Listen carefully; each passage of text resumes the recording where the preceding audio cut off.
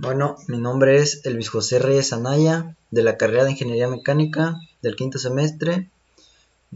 A continuación se presentará una exposición grupal en la cual vamos a hablar de la materia de mecanismo impartida por el ingeniero Eric de Jesús Mendoza Vázquez de la unidad 2. Es acerca del análisis cinemático del mecanismo plano. A mí me tocó hablarles acerca del subtema 2.1, que habla del análisis de posición de mecanismos planos por métodos gráficos y analíticos. Eh, Habrán 5 subtemas, el cual vamos a hablar acerca de análisis de posición, análisis de velocidad, análisis de aceleración, así como el teorema de Kennedy, y pues miraremos algunos ejemplos en un software. Yo les hablaré acerca de la posición de los mecanismos. Más que nada, pues existen dos métodos, el método gráfico y el método analítico. Cuando hablamos de posición en los mecanismos nos referimos principalmente a la posición angular de un eslabón, en este caso el eslabón teta, teta 3, teta 2 y teta 4. Entonces, continuando con este método, el método gráfico nos dice lo siguiente: para cualquier eslabonamiento de un grado de libertad, como uno de 4 barras, solo se necesita un parámetro que defina por completo las posiciones de todos los eslabones. El parámetro que se elija usualmente es el ángulo del eslabón de entrada θ2. Se desea determinar los ángulos θ3 y θ4. Las longitudes de todos los eslabones se conocen. El análisis gráfico de este problema es trivial. Si se traza una escala el eslabonamiento en una posición particular, dada el ángulo θ, solo es necesario medir con un transportador los ángulos de los eslabones 3 y 4. Se debe notar que todos los ángulos se miden desde la parte positiva del eje X. La exactitud de esta solución gráfica estará limitada por la destreza y el cuidado al dibujar y por la precisión del transportador de ángulos que se use. Más que nada, esta teoría suena un poco enredosa, sin embargo no lo es, ya que hablar el método gráfico, pues como sabemos, sería dibujar lo que vendría siendo nuestro mecanismo. A continuación les voy a mostrar una imagen en el cual yo les voy a explicar.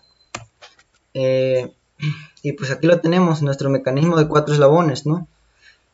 Principalmente nos dice que para realizar el método gráfico debemos de tomar en cuenta que nos tienen que dar el ejercicio o el ejemplo que vamos a resolver, el mecanismo en este caso, nos tienen que dar las medidas de los eslabones, en este caso el eslabón 1, el eslabón 2, el eslabón 3 y el eslabón 4, o sea, ya sus medidas nos la tienen que dar.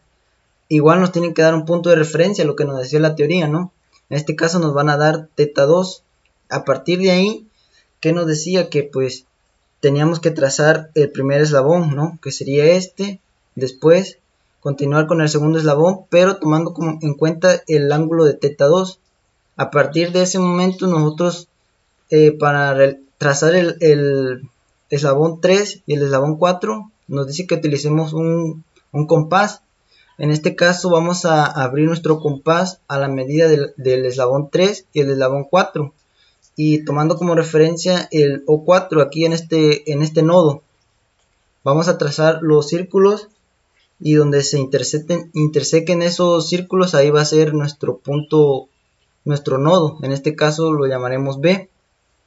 Y ya teniendo eso, trazamos nuestros eslabones 3 y 4. A partir de eso y con el método gráfico, lo que seguiría solamente es medir estos θ3 y θ4, que es lo que nos interesa, conocer la posición angular de estos nodos, ¿no? Para entender mejor este método, explicaré un ejercicio utilizando el método gráfico para encontrar la posición en un mecanismo. Como les decía, el método gráfico nos van a dar siempre la cantidad, o sea, los 4 eslabones y asimismo su componente, su medida, ¿no? Que en este caso serían 6, 2, 7 y 9 centímetros. Yo lo hice y primero, como les decía, debemos de trazar el eslabón el eslabón 1, después tomar como referencia el eslabón 2, pero tomando en cuenta nuestro ángulo que nos daban de referencia, que en este caso nos da un ángulo de 30 grados. Entonces este tendrá una abertura de 30 grados. Continuaremos haciendo, como les decía, con el punto D, hacer dos círculos en el cual uno se encuentre abierto a la cantidad de 7 centímetros y el otro de 9 centímetros, y donde se intersecten, ahí va a ser nuestro punto, nuestro nodo, y ahí vamos a trazar nuestro eslabón 3 y nuestro eslabón 4. Posteriormente, una vez teniendo esto, tomando en cuenta como referencia este mecanismo que está de color negro, ya nada más nos quedaría medir con el transportador teta 3 y teta 4. En este caso nos da que midiéndolo nos da un ángulo de 88 grados y teta 4 un ángulo de 117 grados.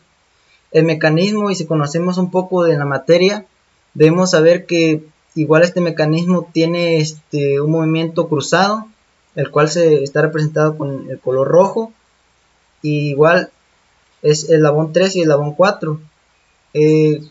Aquí se dice que una vez trazando estos eslabones, vamos a obtener unos ángulos negativos. Todo esto tomando en cuenta como referencia siempre al eje X. Sin embargo, pues no podemos tomar esto en cuenta porque igual puede ser un ángulo positivo siempre y cuando nosotros hagamos la resta, ¿no? Ya conociendo un poco de cálculo vectorial, podemos convertir esos grados a que sean positivos. Y pues esto sería por parte del método gráfico, un poco sencillo, y pues ya solo depende de que uno haga bien los cálculos, o sea, las medidas, y esto pues es simplemente sencillo, ¿no? Por otra parte, igual la teoría del mecanismo para encontrar la posición con el método analítico, principalmente nos dice que debemos tomar en cuenta ciertas ecuaciones. Estas ecuaciones no las inventé yo, ni tampoco, o sea, estas ecuaciones ya están en los libros de mecanismo, ¿no? Entonces de ahí, estas ecuaciones se sacaron de un largo proceso, sin embargo yo las traté de simplificar solamente poniendo las más importantes, ¿no? Para que entendamos mejor lo que vendría siendo el método analítico. Entonces, para encontrar la posición de este método, por medio de este método nos dice que debemos aplicar las fórmulas que se obtienen del análisis del lazo vectorial. En este caso serían estas que se muestran, en la cual mediante estas fórmulas podemos encontrar las constantes, las cuales nos servirán para seguir aplicando el método analítico. Las constantes en este caso sería K1, K2, K3 y K5 por medio de los eslabones de entre A, por así decirlo, y así sucesivamente.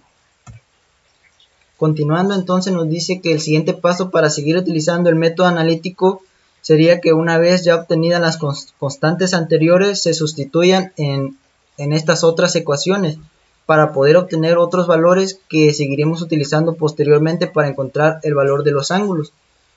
Entonces nos dice que acá tenemos otro par de ecuaciones. Para seguir utilizando este método, ya obteniendo nuestras constantes anteriores K1 y hasta la K5, pues solo sustituiremos en estas ecuaciones para encontrar los valores de A hasta la F. Y ya posteriormente pues tenemos dos fórmulas simples, ¿no? Que principalmente se basan en las anteriores, o ya resolviendo las anteriores podemos resolver estas para encontrar más que nada lo que nos importa, que es la posición. En este caso los grados ahora sí que va a tener, ¿no?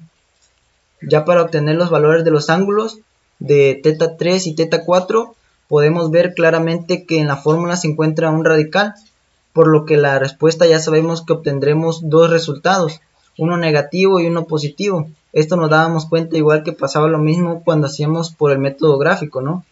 En este caso los valores positivos de los ángulos representarían al mecanismo que se encuentra de forma abierta hacia arriba, los positivos. Entonces, mientras que los ángulos negativos representan al mecanismo que se encuentra funcionando hacia abajo o de forma cruzada, como les decía ya anteriormente.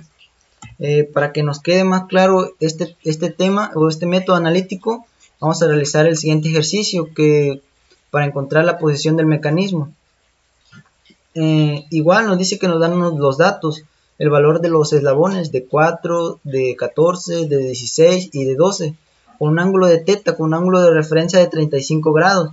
Ya trazando este mecanismo de esta manera, podemos utilizar el primer par de ecuaciones que nos daban, que era encontrar las constantes K1 y hasta la K5, sustituyendo, como les decía, D sobre A, pues es eslabón D, el valor del eslabón D sobre el eslabón A, entre 4, o sea, 12 entre 4 que nos da 3, y así sucesivamente. Esto no hay pierde porque pues solamente es sustituir los valores en las ecuaciones, de la forma que se muestra el dibujo. Continuando, recordemos que nos daban otros par de ecuaciones, entonces en esa seguimos utilizando lo que teníamos anteriormente, lo que hemos encontrado, que era la K1 y hasta la K5, ¿no?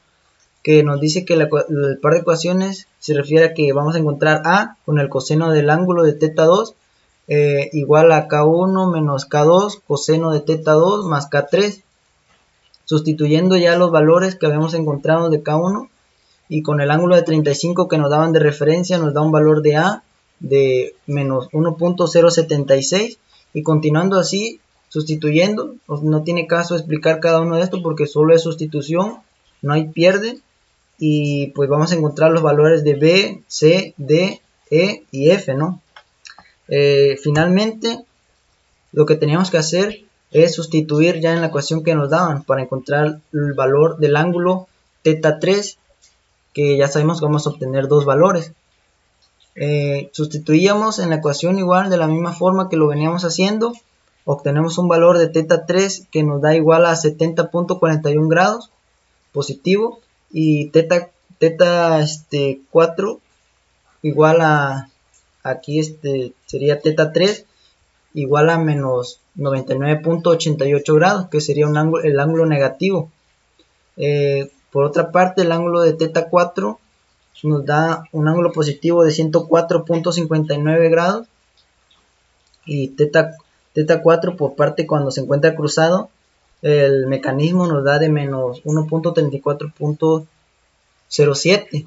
En este caso, ya conociendo lo que vendría siendo por parte de la materia del mecanismo, sería algo simple ya aplicar el método analítico, porque pues resulta más fácil realizar este método, ¿no? Ya que conociendo todo lo anterior, pues es más fácil utilizarlo. Ya solo faltaría nomás decir o tomar una observación que cuando el ángulo cambie, nuestro ángulo de referencia cambie, igual los ángulos posteriores, lo que es θ3 y θ4, van a cambiar de la misma forma. Para esto igual se tiene que realizar lo mismo, ¿no? Volver a diseñar lo mismo para poder obtener nuevos resultados, la nueva posición del mecanismo. Por mi parte sería todo.